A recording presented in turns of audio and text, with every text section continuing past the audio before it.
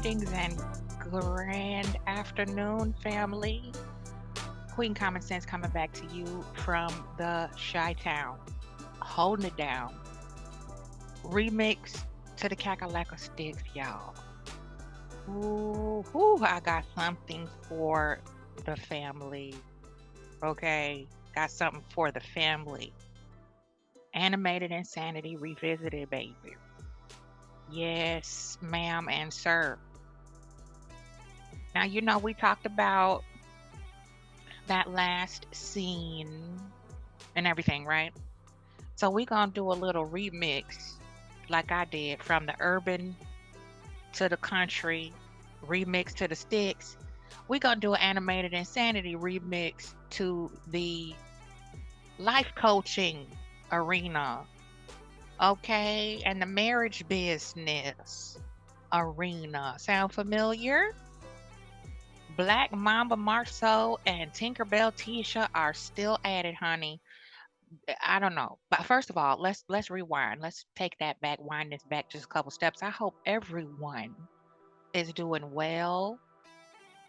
I hope that you are staying cool, hydrated, eating your high alkaline fruits, high water fruits, watermelons, honeydews, getting your cardio on, getting your steps in, active, stretching, doing all that good stuff. Take care of the temple, the mind, the body, the spirit should be in alignment. If it's not, it should be aligning. I'm working on it myself. I just came in with Sir Apollo. We took a little peekaboo outside. I've been under the weather myself a couple of days. Some of it spiritual, some of it physical. So I believe that, you know, that dastardly C19 is floating around again in another strain. We'll get to that in another video though. But yeah, I have a little treat for the family over here. Drop them eagle feathers in the comment section if you feel me.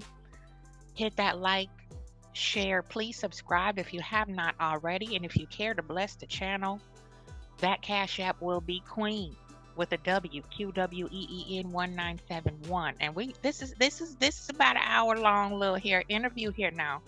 So we're gonna do a part two for sure, for sure. I said I was gonna do a part two with Destiny before with the Big D energy. I couldn't do it. I couldn't stomach it. So we skipped that part two. So this one we shall. And when I give my word, I try to keep it unless it is beyond my control. But honey, listen now. We gonna do this, and I need y'all to hold on to your seat. Strap your hat on real good, okay? Cause you're gonna see a lot of delusion. Nothing new, right? And we're gonna see a lot of slick dissing, okay? And the same as usual, a lot of lying. So we'll just gonna jump right on into it here, okay? Okay, let's do this here. All right. We're gonna peep this together. I watched the majority of it that I could stomach, okay? But we're gonna cut it right in the middle. Okay, we're gonna start from the top, stop at the middle. I'm going to speed it up so that I don't waste your time because it's only so much so long of these two that we all can bear, right?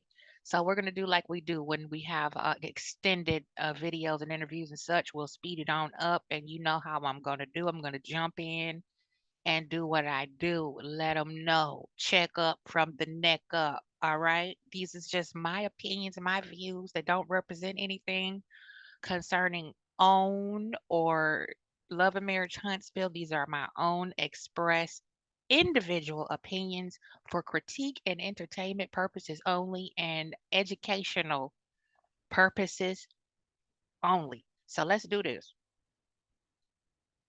Let's do this like we do. You know how we do. We always do it right, don't we? We got to do it right. We always have to do it right. No matter what we do, we have to do things decently and in order. And in my opinion,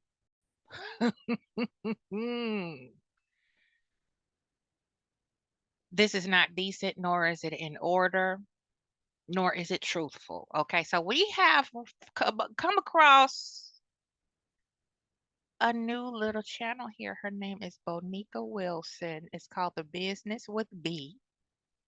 And guess who she had on for her guests?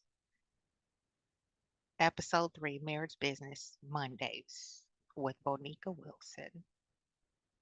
Okay. Now, Bonica Wilson is a business person. I'm assuming she is an entrepreneur, right? And she is into finance with her husband, building and maintaining healthy relationships, life coachish type of entrepreneur as well. Excuse me. I've been heavily on the peace pipe today because I'm in a little bit of pain medically. I think I caught a little bug, so I'm trying to medicate myself. And I'm a herbologist, so I don't really mess around with over the counter stuff. A lot of Western medicine, I really just don't truck with that. After being in the medical field for so long, I kind of segued away from all that. So please forgive me. I might stumble my words a little bit, might talk a little shit, but that's what we're here for. Okay, so let's get right into it. Rock with me, y'all. Pete. Well, welcome. We have Marceau and Letitia Scott, the Scotts, in the house. And I'm so happy you guys joined us. Thank you. I know you guys are so busy, and to take the time out to be here on Marriage Business Mondays. Yes. Warms my whole heart and soul, because we're all about marriages and, building dynasties the Fortune 500 way. That's one of the ways we do it, So we know that you guys are building your dynasty the Fortune 500 way. And who else would we want to have on the show? Somebody who's out here doing this dynasty building and also managing a successful marriage. So I'm just so happy to have you guys. Thank you guys so much for joining us. Pause. You already know this is what I did when at 46 seconds in. Fortune 500 where? How, Shway? Let's go. Thank you for having us. We appreciate that. Honored to be on. Yeah, and the topic of marriage and business, that's our cup of tea, so we're here for it. Absolutely. Well, thank you guys. Okay, so let's get right into it. So I want to ask. This is how you know people don't have good interviewing skills and are not naturally designed to do interviews. They don't do their research. This is what's most embarrassing about some of the people in the Black diaspora in America. This is how you know people don't do their research. It is all for show, clicks, views, attention, and numbers. Okay. And then we're gonna get into that later. But this falsetto type stuff, this is where we stumble all the time. Animated insanity. We don't do our research on our guests. And if we do, it's called purposeful ignorance. We sweep under the rug the things that are poignant, things that need to be addressed. And we put these guests on to be interviewed and totally skip over a huge portion of who they really are to showcase the facade that they are portraying on reality TV. Let's go. Ask you, I guess the first question I want to ask you guys is, what inspired you to share your marriage journey on reality TV? And, how has sharing this journey on reality TV impacted your relationship? Here we go, y'all. Well, I think that this is a good question. Honestly, when we got the show, I thought it was going to be about construction. Real estate. I thought it was going to be about construction. And so at that point right there, I didn't think we were sharing our marriage on television. I thought we were sharing our business on television. Mm-hmm. Business is something I was good at the time. Like business is something I thought I could. I was probably good enough to teach other people. Not marriage. Marriage wasn't something I was good enough to teach other people. So I think that's been there. And I think the challenge. I think marriage is a challenge in and of itself. Mm-hmm. Just learning someone, meshing two different personalities and growing. Now, once you do that in prime time, and once you do that in a live stage, and you're now you have to deal with the phenomenon of comments and, people, being on TV turned into a looking glass self. And I'd hate for anyone to sit back and lie and say, oh, I don't let the comments bother me. I don't read them. I don't do, that's a lie. That's a lie. Everybody reads comments. I'm talking about from the successful people to the non-successful people. It's called feedback. Hello? Wait a minute. Where's the consistency here? Because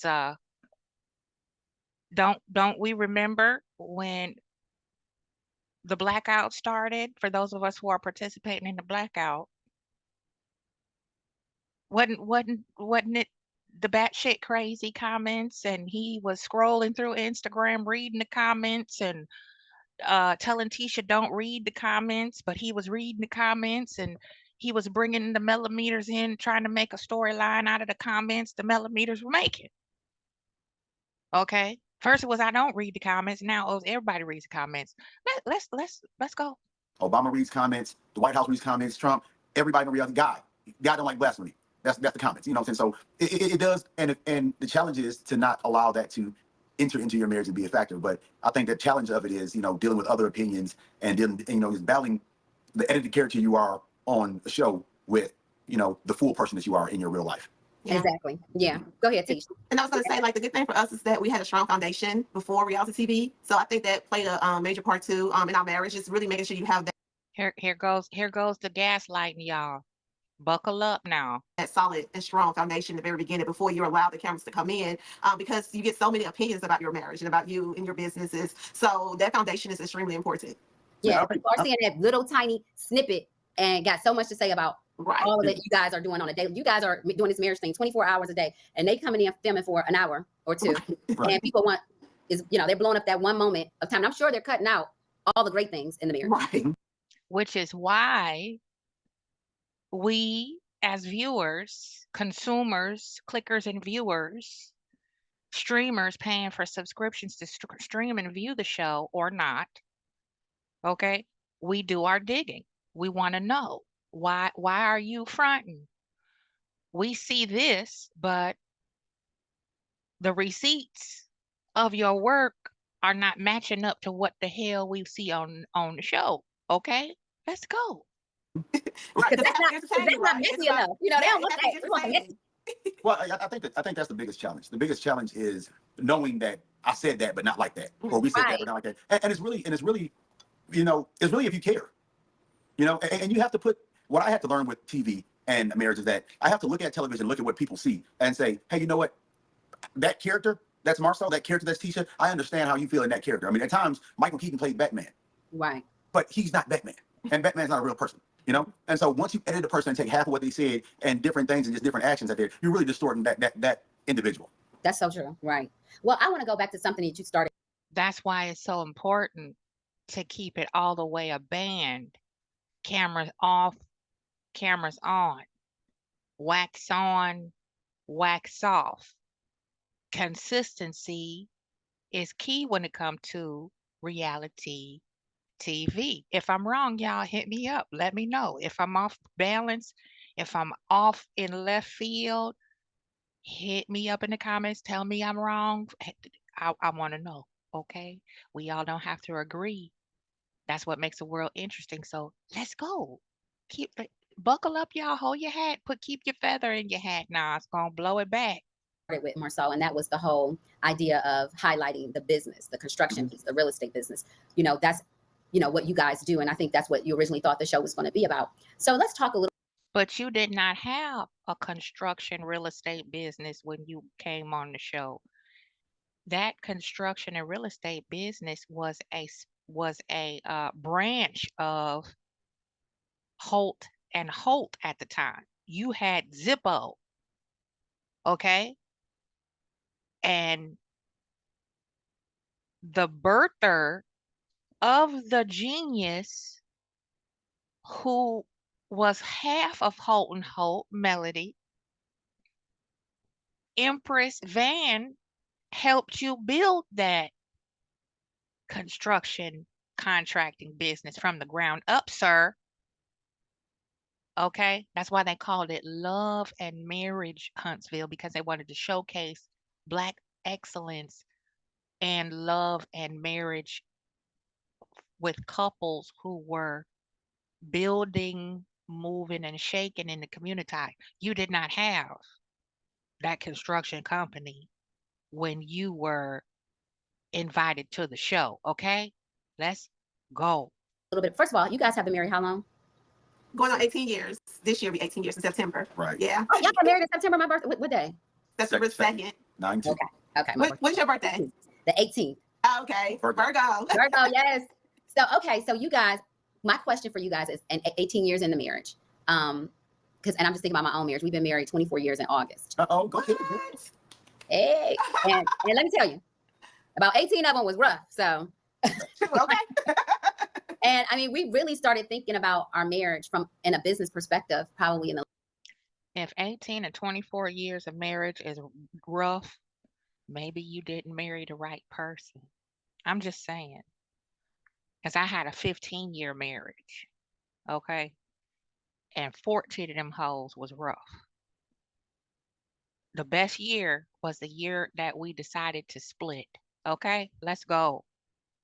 last 6 years. So that's why I said 18, and managing our marriage like we manage our business. And it's been game changer. So what I'd like to know from you guys is running successful businesses, not just the construction and real estate business. You guys have black, is it black? Mhm. Black, you have other businesses, not just those. You have the nonprofit. You guys How do you not know? This is what kills me about interviewing people, and when you just slap somebody up as a guest on a live stream and call it an interview, you don't do your research. Is it black? You should know these things before you invite these. Listen, I'm this is what is embarrassing about being a Virgo, because it's like we're analytical by nature. We're curious by nature. Virgos are. We're investigators by nature, and it's really telling when you do an interview and you don't know the name of the people business that you interview, and you should know these important points. I'm just saying. That's just my opinion. Let's go. have a lot of things going on. Did you guys at some point decide, we do this business thing really well because we're capitalizing on it. We're seeing returns in our investment. We're opening another business. We've learned some things along the way in this business to contribute to this business and maybe even to the nonprofit. When did you guys also say, let's take some of these practices that are working in the business and maybe implement them in our marriage? Or have you guys started doing that yet? And if not, you can get the book, because that's what the book is all about. Yes. Well, we probably need the book. We have the book. Yeah, we probably, oh, that's We okay. need to read the book. Yeah, we're going to read the book and do some homework on that. It's a lot of homework now, Marcel, but it's so good. Each chapter has working sessions. Mhm. I like that. That keeps us engaged. And I'll tell you, what's funny is that I told teachers, first of all, I told people this a lot of times. People say, well, marriage is a business. I say, well, if marriage was a business, the truth is, if marriage was a business, for most marriages, it would be a failing business because it's not ran like a business. Okay. It's not ran because in business, you have simple. You have, buyer seller consideration. You have expectations. You have deadlines. You have a healthy anxiety. It's okay to come in and say, hey, this didn't get done. I was expecting this to get done. Is there a reason why you didn't get this done? In the future going forward, can you make sure you get this done? Those are fair conversations. I don't think those fare well. No, they might work from wife to husband, but they don't work well from husband to wife. But no, I agree. I think there's ways you can choose to run your marriage like a business. And going forward, we was kind of making a joke in our group chat a couple months ago. I said, what if a marriage I think a marriage should have an operating agreement. With like real clauses. And then Tish would have to decide if she's going to renew your contract every year. That's exactly what I said. That's exactly what I said. Yeah. That's Let me see if you met your metrics, Marcel, because you might not get renewed this year. Well, it's certain things. It's certain things like this. Like what if you said in your marriage in the beginning, you said, hey, you know what? You have this before you got married. Hey, you got this job now. I've got this job now. All right. Life can sometimes happen. I understand you could lose this job. If there is a situation in which you lose your job through your fault or no fault of your own, whatever, and if you don't get a position within 80% of your income within 6 months, and you're experiencing this right here, then you'll agree to go to counseling, you'll agree to do this, you'll agree to take a trade. Whatever things that you've been married 24 years, I've been married 18 years almost. And so whatever things that you see that you can say, hey, listen, you need to have a contingency plan for when this happens. What if you had this is not just for me, or this is not particularly her, but I'm saying, like, what if you had a weight gain policy? What if you said, hey, listen, I hear you, but what if you had something here? Policy? like She said a weight gain policy. No, not divorceable. That's not a divorceable thing. But it says you agree to stay. But you're right. Some employers say, look at here. The executives at the bank, they have to, get their physicals every year. Yeah, you have to look a certain way. You have to look a certain way. We look at succession planning and if your health ain't good, you ain't gonna be in the succession plan. Because I mean, That's true. I'm saying like these are things right now that if you're not looking at it as like a rule book, but you're looking at it, say, hey, remember when we agreed to this? This was the agreement. This is what I mean by selective memory loss, because we all remember that time where Marcel didn't want Tisha to leave the house unless it was taking the children to school and their lessons and extracurricular activities and intramural sports and haircuts and ballet lessons and all that. Remember? Huh? Where's Tisha's office at? I'm just saying. How are you? Listen, let's go, y'all. Let's go. Hey, you're approaching 40 pounds more than you did. You agreed to walk to take care of your body, for your health, for your kids, for my attraction. These things seem like they'd be fair. right, Um, right. and I think it would be good if you actually. Look at here. That's the interesting example that he was reaching for, right? A weight gain clause. Because we both seen them get nice and chunky, butterball, juicy, right? We seen the mommy makeovers to the tune of maybe one, two, or three by now.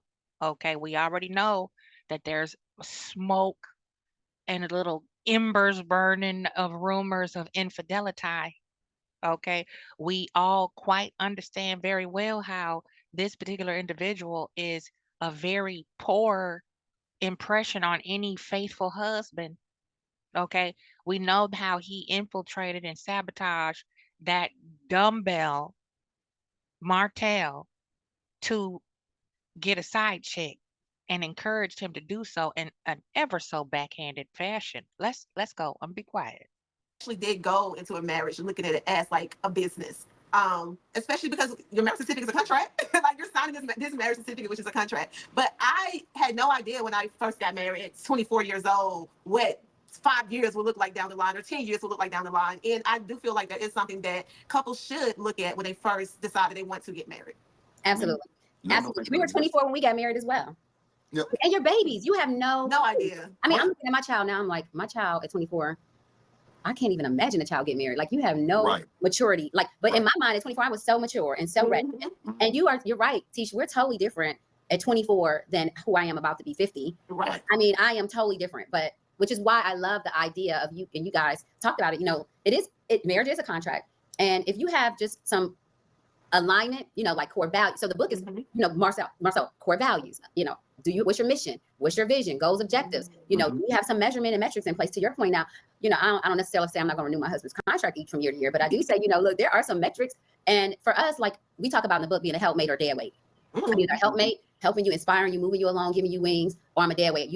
I'm dragging you along, trying to help you see my vision, helping you buy in. And you guys know that can get so tiresome to be trying to constantly have somebody buy into your thoughts and your ideas of what. Isn't that what Tisha now just went through? She was trying to drag Marceau into being open to her going back out into the workforce. And she went online and purchased them degrees, in my opinion, and got some mail order education, in my opinion. And he wasn't having it, right? And he still has sewn her out of truly being his partner. It's really just a bunch of smoke and mirrors. This is why I say you need to do your research before you decide you want to interview someone. This is why I absolutely adore Queen Sheba. I adore Trending at Some Point. I adore their interviewing skills, and it's a natural thing.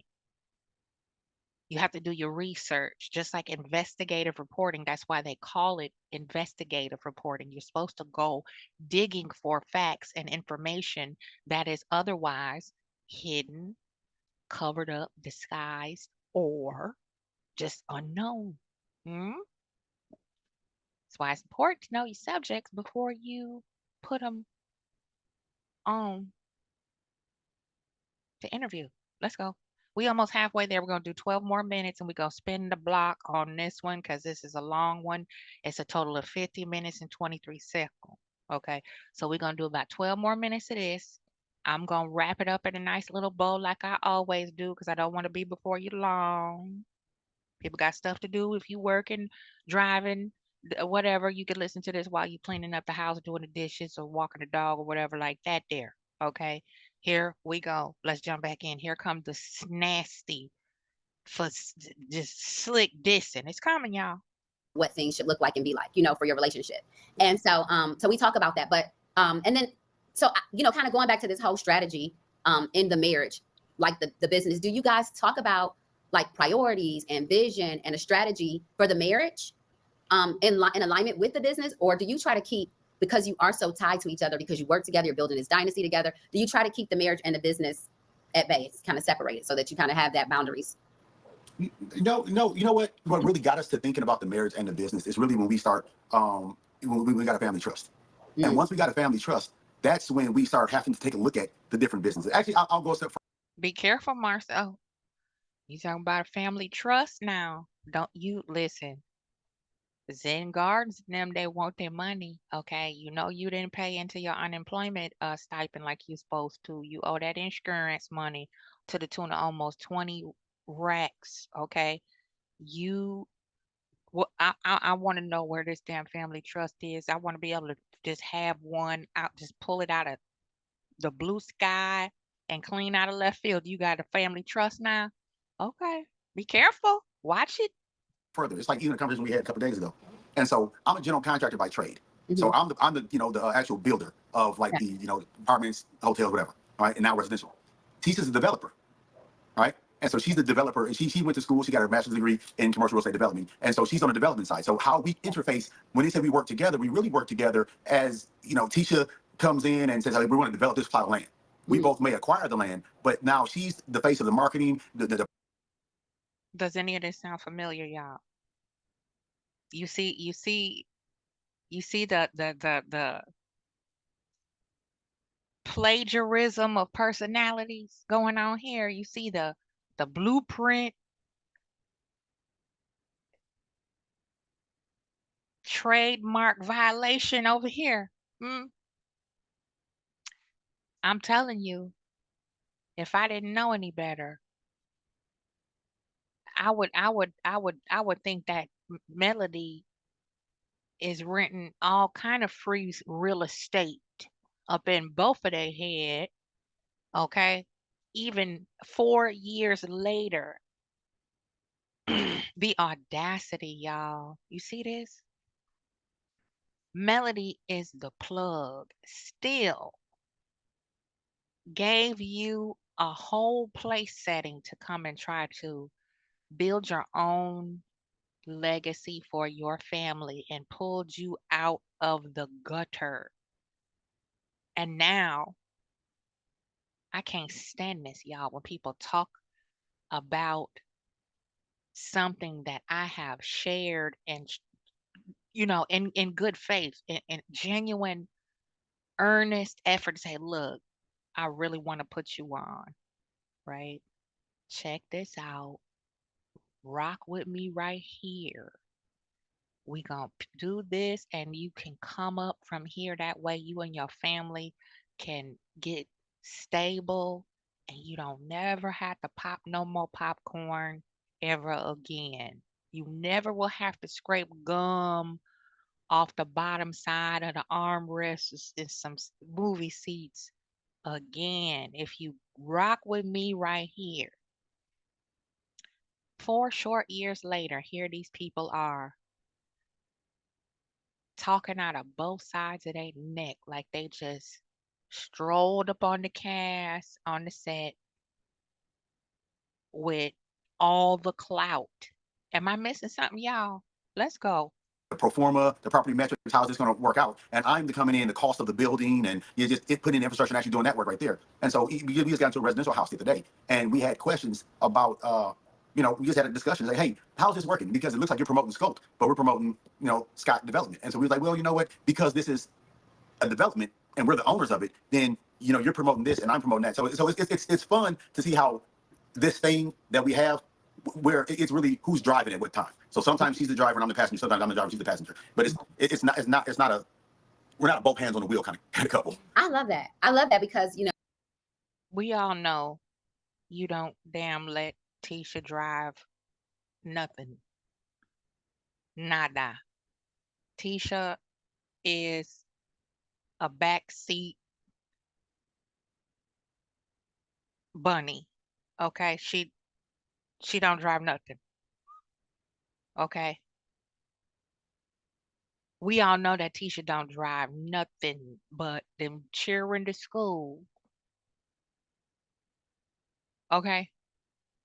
You know, it's leveraging Tisha's strengths and your strengths. And also, and we do a SWOT analysis, by the way, in the book. But I love that because that's what you guys are doing. So like if I do a SWOT analysis and I know my husband's weaknesses is managing money. I'm being facetious because he's a banker, so that's not his weakness. But if I know that, then I can say, okay, well, that's a strength of mine. So let me leverage my strength in that to offset your weakness. So I love the fact that that's exactly what you guys are doing. You just said it. You're taking the hand off the wheel. That's Tisha's strength. That's not Marcel's strength. So Tisha, you run this. Marcel, you run this. I love that because I think the dynamics of a good marriage, one is being able to identify what's our strengths, weaknesses, opportunities, threats, and two, if you don't know what they are, how can you leverage them or overcome the weaknesses or the threats if you haven't even identified them to work to create a plan to work against that, to combat that. So I love that. And I can't wait for you guys to do the book because what you do in each chapter is the working sessions. You walk away with your business plan, your marriage plan. So each section is the mission, the vision, the goals, all of that. The communication strategy. Each chapter is that, and you do the working session. So when you finish the book, you have your marriage business. Speaking of a marriage plan, that's what dating is for. Everybody has rearranged the purpose of dating and why you're supposed to date quite intensively, monogamously with the person that will be your intended. Okay. That's one reason why I got married so much later in life than what typically most uh Christian black women do at the time. Okay. I really didn't wasn't feeling marriage in my 20s like that because I had life that I wanted to experience first so that I can find myself and then look for a partner with common principles, morals, and life vision. That's what dating is for. Okay. Dating is not to try to find somebody to latch on to for narcissistic supply, grifting. That's not dating. These niggas that are in these HBCUs, like Maurice's caliber of a man, have very little going for them in during college and after they graduate. I don't even think Marceau graduated from college because there is evidence in the transcripts of his educational background showing where he only was enrolled in certain classes for a certain amount of time, 1 or 2 semesters at the most, and and s- ended his attendance. From just what I've understood, hearsay, people have said he changed majors quite often. He didn't quite know what direction he wanted to go in. He's not athletic. Okay. He's claiming Omega Psi Phi fraternity, and all of his actions and mannerisms scream paper, which means he did not stomp the yard. He did not step. He did not pledge. He took a test on paper. You could do that. I don't know if y'all knew that. Okay. Because I was all up into the Greek life like that too. Okay. I'm a legacy, AKA. And then I went over here. They came and asked me to pledge, AKA when I was on the HBCU campus. That's the only reason why I did it. Just say, okay, I'll do it. And then I had a sibling. I have an older sister who likes to compete. That you ain't, one of them very jealous, like, you know, much like what we saw on this show between, cousins and things like that. That rivalry. You don't know you competing with somebody that they say they love you, and then you turn around one day and in an argument, people snitch on themselves when they mad at you. Stuff comes out. You have to read between the lines. Just like Tisha and Kiki, rest in power. I'm sure Kiki didn't know half of how vindictive Tisha is until after they had that blowout and was like, dang, this how you really, really feel about me? Okay, now because if it wasn't for me, you wouldn't be able to say you went to college. Okay. I already knew I wanted to go to college, whether my sister went or not. And she's always bragging about, oh, I'm the first one in our family to go. Of course, you the oldest girl. And our oldest brother, the oldest sibling of the four, he chose the military route. Okay. The brother under him, he chose the, flounder free willy route.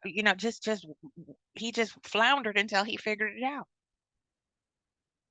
Okay, then me, I knew. I knew when I was 11 years old, I wanted to be an educator. I knew I wanted to be a dancer, a model, a thespian, a designer. I knew I wanted to build furniture, interior design, event planner, herbologist, botanist. I knew those things that I wanted to do. Okay. And I was inching my way up to that. I just silent, quiet. Nobody ever asked me, what do you want to be when you grow up? My mom never asked me that. My dad did. But that rivalry, siblings and cousins and, people have, even friends. I've had friends tell me exactly how they feel about me when they felt offended by my boundaries. Same thing Mel went through, right? You know, I call her Miss Touchy. One of my ex coworkers, I had a really shitty job after Hurricane Florence wiped me out. Did what I had to do, didn't give a damn. I did it for love. I did it because I had it in me to do it because I needed to rescue and heal my family and reunite my damn family. So I took whatever job I could until I got back up to the position I need to be in, which was virtually working from home again. And I had a coworker who did not know how to keep her fucking hands to herself. I don't like chicks, okay, like that. I'm a girl's girl, but don't do that.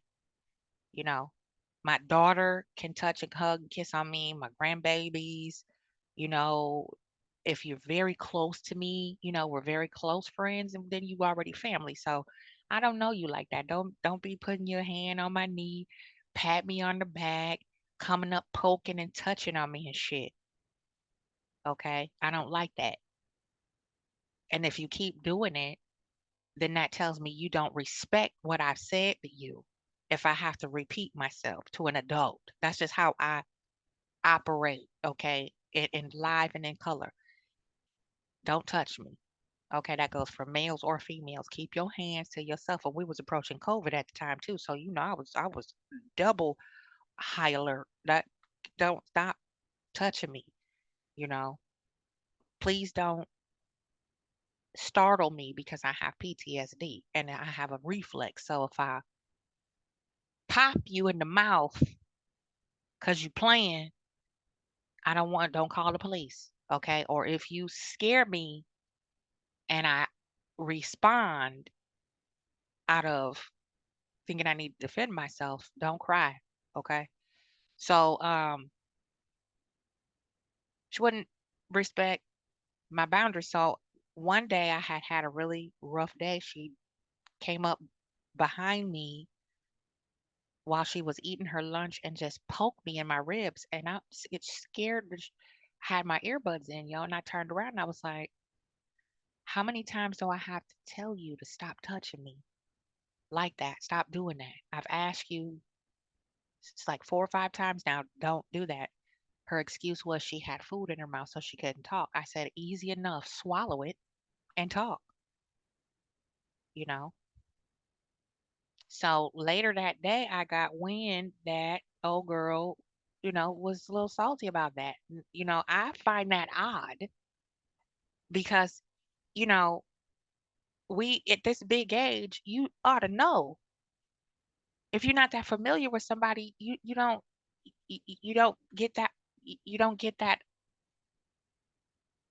that privilege, okay? To get that close to me, to be touching on me and fucking with me like that. Don't do that. Okay?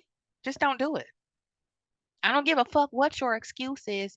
Don't do that. Okay? Whatever that is, fill in the blank. So I text her like a grown up. I said, you might not care, but I do. And it takes a lot daily for people with PTSD to keep their anxiety in check so they can focus their day, do their day to day, you know. And more than just military personnel can have PTSD, okay? And I'm asking you, stop doing that, okay?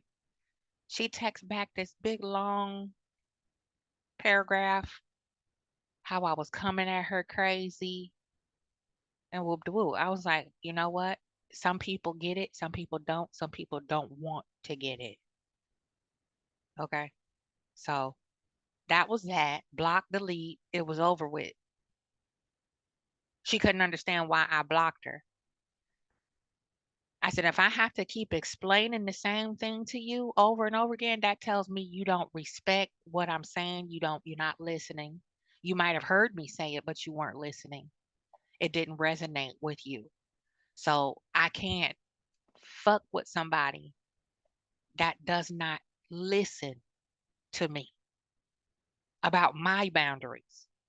Okay. There's something that's disconnected, broken, or damaged that deep to where you feel entitled to violate someone else's boundaries just because they ask you not to. I don't know if that makes sense. And this is what I'm getting from Tisha with her former relationship with her cousin before she transitioned.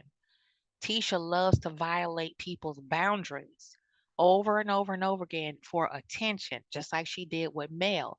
She just showed the hell up to a private event, knowing she came there to be messy, be like, I showed up, I'm here, and then play victim when she get put the fuck out. You feel me, family? Let's go. I'm sorry. Let's go. Let's go. So Really? I love that you're already doing that. So for you guys, it would be, the book is easy for you guys because a lot of it you're like, you'll probably say, we're doing this already. We could have wrote the book.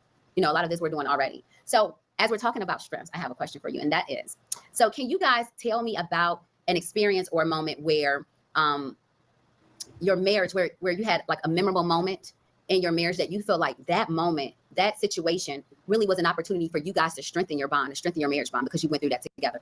It may be some of this reality TV stuff, I don't know, but I'm sure you guys have over the 18 years, you probably say this moment right here, because we went through that, it made us so much stronger and it strengthened our bond. Can you tell us about maybe a moment like that?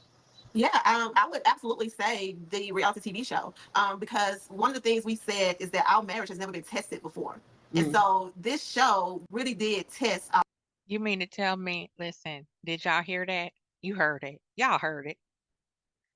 Our marriage has never been tested before the show. When this man has been a thot ever since before y'all got married. And you mean to tell me this reality show is the first red flag in your marriage? Y'all, do you see what I see? Who said that? Didn't Mel say that? There was no infidelity or threat of infidelity in the whole previous former Holt marriage until who started hanging out with who? Huh? That was before the reality show. Tisha, baby, child. Let's go. Our marriage. You know, when you're coming against allegations, you're coming against haters, you're coming against people want to Oh, there go the haters, y'all. like really want your marriage to fail. And so at that point, you're like, oh, it's like us against the world, for real. It's like us against everybody. And so when your back is against the wall, Huh? It's like us against who? Tisha. Tisha, stop it. Stop, honey. Listen. I'm just here to try to help y'all think. That's it. I'm not here for no other reason, okay? I'm here to heal.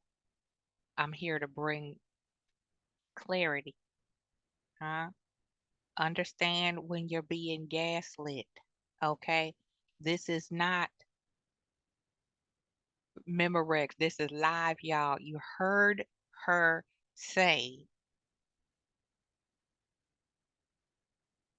exactly what Mel just said. Just like when Michelle Obama made her FLOTUS speech, and then Donald Trump's wife plagiarized that entire speech. Baby, listen, let's go just a little bit more. About 6, 7 more minutes. We're gonna wrap it up in a nice little bow. Then we're gonna spare in the block maybe later today for part two. Okay, animated insanity, y'all. Peep. It really did strengthen our bond and our love for one another. It's like, hey, if nobody else is going to have us, we got each other. That's right. I think it's like when you're on TV, you're not a person. And people root for a marriage to fail on TV like they root for the Celtics to lose. And I'm going for the Lakers. And if we look. Here it come, y'all. Here it come to listen, Pete. Watch, listen to this fool. Look at it, and people look at it as if it's just a team that's for play, and they don't really understand. Like, oh, she's leaving. I'll be happy when she leaves him. No one's really saying. I wonder if they're in their minds are saying, I'll be happy when the kids have to spend 1 week over here and 1 week over there. Right. You know? But I would say that. But even on television, I think one time we went to a little marriage counseling thing. I was up in Tennessee, and they made this challenge, and all the couples who were supposed to had this challenge, where they put a rope on your foot. They tie a rope to your ankle, and they wanted to see how couples can manage, how they can walk together. And so we watched, and they watched some couples. Louis and Tiffany, they just got together. They kept falling. Reese and Kimmy, everyone, was probably thinking, this is the kind of love I want. And I'm not saying it's a bad thing, but they kept falling. And me and T tied the rope on there, and we're joking around because we're running around with the rope tied to our leg. And this ain't nothing. We got nothing. There's nothing. But for me, that was a pivotal moment because it's one of those times where you look at it and say, hey, what I did worked. What I did worked. I knew this would work. But you was stepping all on Tisha's ankle. She could barely stand up. She was holding you up. Okay. You were so busy trying to show off that you was, had the monopoly over every situation. You didn't realize how you trampled your wife, even though it worked. It's still how you take the journey, not if you finish it or not. How do you finish? How do you get to the finish line? Okay. And then if it's a metaphor for a relationship, there is no fucking finish line. It's ongoing until you depart and transition one from another when you take your final sleep. Okay. So we all saw it, except for Bonica. I don't think Bonica saw it. I don't even think Bonica watched the show, which is sad. But maybe not. Maybe she know why. I don't know. I'm just assuming. But here we have it, folks. Tinkerbell Tisha, single white female, and the former Melody Holt. Let's go, fam. I had faith in this when all else doubted me. And in a situation, this was not proof to them. This was confirmation, hey, we're on the right path. Because the truth is, the reason why it was easy for us is because we run together. Because when we're on vacation, we run together. And if we want to continue the conversation, I've got to slower my pace because I've got longer legs. So we already know that, And then after we get on the same rhythm, hey, we were walking the other day and we were like, man, look at that. Our feet are on the exact same when we were moving the other day. Yeah. So it was a cheat, but that's so beautiful. Y'all weren't even meaning to do it. Just right. We already know how to win that game. I love that. That's awesome. Well, since you're talking about being tied together, Marceau, so how do you guys, because you are tied together in the business and the marriage and with the reality TV show, how do you guys maintain your independence and individuality while you still kind of nurture the relationship as a couple, but still like, I still got to have my Tisha, I'm looking at you. I still got to be Tisha. I still got to have my independence. I'm a wife. I'm a mother. And Marceau, no matter how great of a husband he is, can't understand what it means to live in this wife mother's shoes and being a woman right now, especially. And I'm sure, Marceau, you feel the same way.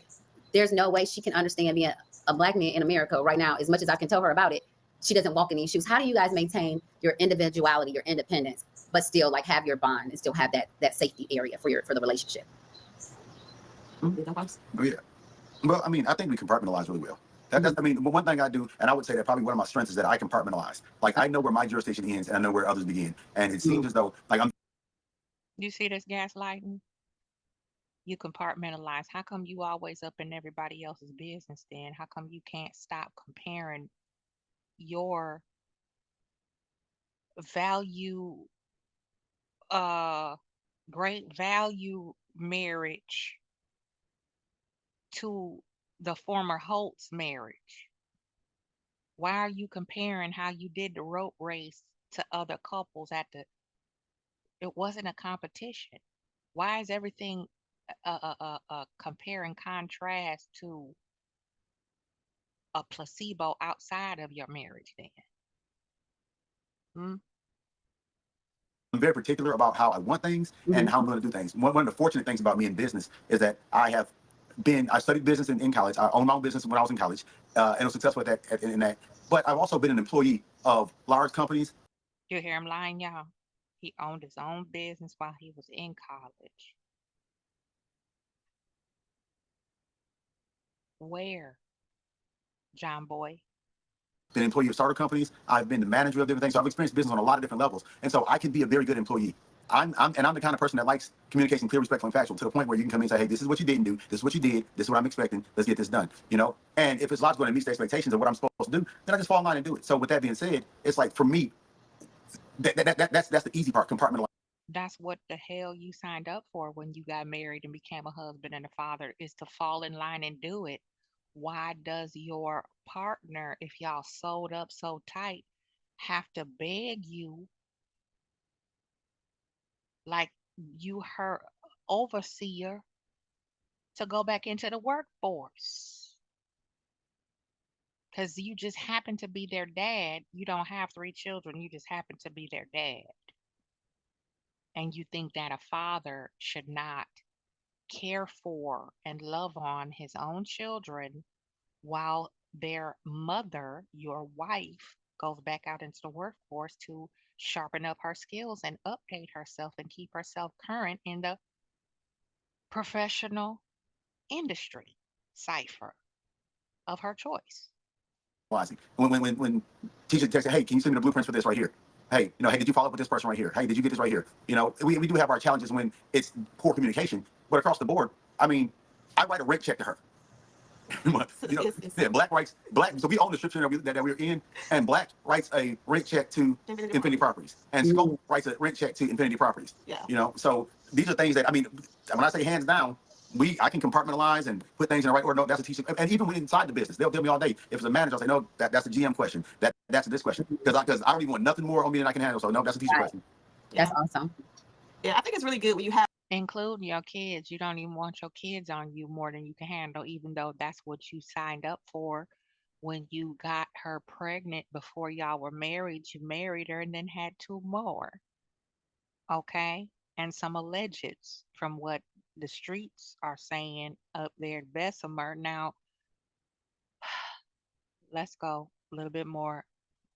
everybody having different roles that they play within the business in different areas, because you don't have to know everything. And so for me, although we have these businesses, and I tell people all the time, Marcel is more hands-on with them than I am, because I always say, I'm a mom first. And so I like to make sure that I am very involved with the kids, very involved with their schools.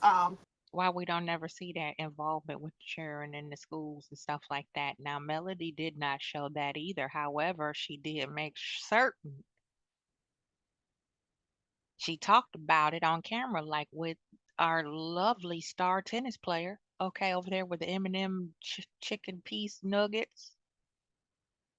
They had a discussion. Oh, I want to do tennis. Okay, well, mom then now must go fetch the top tennis coach instructor that I can find for you, baby girl, because we're going to follow up the rear with Venus and Serena. Let's go. I'm, I told him the other day, I was like, I'd rather go eat lunch with my daughter than go to the baker's meeting. So it is just because we're a team, we can bounce those different things off one Yeah. another. Where I'm not able to show up, he's able to show up, and so that's a good thing there. And then also, I have to take time out for myself. Like, yes, I'm a mom, yes, I'm a wife, but I'm also a friend. I like to hang out with my girlfriends, and so I always make sure I plan these trips once a year. One for the family, one with me and my husband, and one with me and my girlfriends. So you have to make sure you're getting all that time in. That's right. I like that. I like that. All right. So you guys talked a little bit about the individuality piece, talked about the togetherness. That's called living life. It's called having a well-rounded cipher. You're supposed to socialize, travel, take vacations, and personal time, decompression time, individual time. That's called living. And it's not the fact that you do it, it's how you do it. Is it dysfunctional or is it functional? That people, this is what I mean by fleecing the people. This is what I mean by these overnight microwave guru who fleece black folks who have generational dysfunction. And because we saw a few shrinks and now our minds are open, Gen X and the millennials have pried the lid off of being open to therapy, okay, and understanding what type of spirits we're dealing with from the people we look to say we love and who love us, comparing and contrasting how the baby boomers parented and operated their marriage, what worked and didn't work. Why is it taking so long to circle back around to stick with what works, you know, and stop trying to reinvent the damn wheel when it comes to black love, marriage, and business, you know? Because these people that came down on blacks' neck and put them in a chokehold last year are established, most likely well rounded, pretty well functional black folks. And if you look at their background, their actions match their words. We can't say the same thing for these two now, can we? Let's go. One thing I'd like to talk a little bit about is as you guys are building this dynasty, and I love that it's multi, faceted. You have the construction thing, you have the black, you have the nonprofit, which we're going to talk about the nonprofit, by the way, before I let you guys go. But before we talk about that, I want to talk about, are you guys able to start exposing the kids, bringing the kids into the fold? Like, you're building this dynasty. And, one thing I don't know that we do in our community enough is expose our children to, like, as we're building wealth, kind of the tools, how you manage a business, passing down generational wealth, because we haven't been exposed to generations of wealth to pass it down. But we try to be more mindful about that in our household. Just want to hear a little bit about how are you guys able to start exposing them? I know they're young, but what's your thoughts on how you guys build a dynasty and help them understand managing and minding the dynasty so that you can transfer over the wealth and also give them that, business mindset?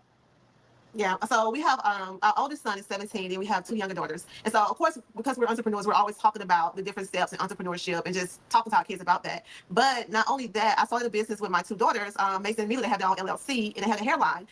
Because You hear this? You heard it. Sugar Mama has what? All the chicken nuggets have their own what? Okay, come on. I try to make it fun. Like, although we're running a business, we're talking about business, I also want to make it fun for them. So as we're talking about the girls now, they're starting to do their own hair. They want to play in different products and take care of their own hair. And so I'm teaching them steps on how to properly take care of your hair. And I'm like, you know what? Let's start a hair care line. So not only I'm teaching them about how to properly take care of their hair, we're also talking about the ingredients. We went to the warehouse who actually made the hair care line. We talk about the marketing of the business, how to structure the business, how to balance the checking account within the. How come you didn't show any of them steps of you making the hair care line on camera when you had all that time you was wasting on harassing Melody, trying to force her to be your pay mule and fund a lifestyle clout chasing? These are all things that we needed to see you so that we won't have such a negative opinion of you now having to dig it up ourselves. How come there is no memorialization of you making these hair care products, making your own line with the girls? That would have been a beautiful, black, and excellent vision to behold. Look at this, another mother doing her thing, teaching her babies how to be self sufficient and not reliant on feeding the beast, corporate America, chunk it out the window. You could take your degree and parlay it into being your own boss. Why didn't you show that on the camera like Melody did? Since you biting and copying off of other folk paper. Let's go. business. My one daughter, my oldest daughter, she's all about how much money do we make? I want to, want to make some money. So we talk about, yes, your business made this amount of money. However, it's not for you yet. We put this money back into the business. Like we don't have money that you can spend. So try to break it down so that they can understand it. You heard that? This is not for you, but every dime that y'all have collected from these projects that your husband was doing in general contracting, i.e., Zen Gardens, he spent on himself or you or his alleged concubines. I mean, am I missing something, fam? With just a little bit more, we're gonna stop at about the 32-minute mark. Let's go.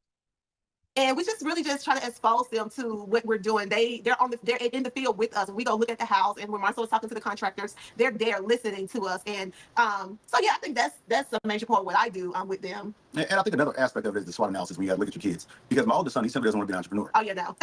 And the key thing is, it's not that I'm not going to force entrepreneurialism on anyone, Yeah. right? So I'm not forcing him to be an entrepreneur. But the one thing that Smart move, MJ. Smart move. Don't do it because your dad wants you to do it because he is not a good example of an entrepreneur, son. Hallelujah.